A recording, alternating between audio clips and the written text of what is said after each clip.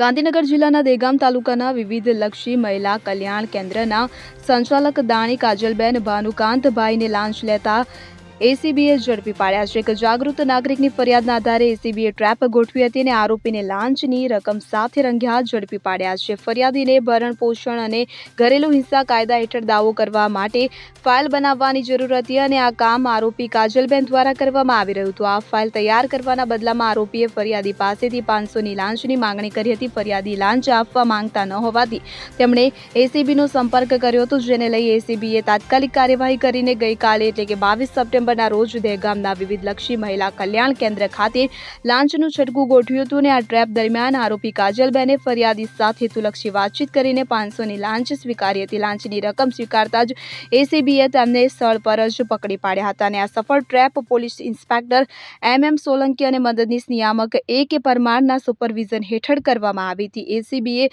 ગુનો નોંધી વધુ કાયદેસરની કાર્યવાહી હાથ ધરી છે.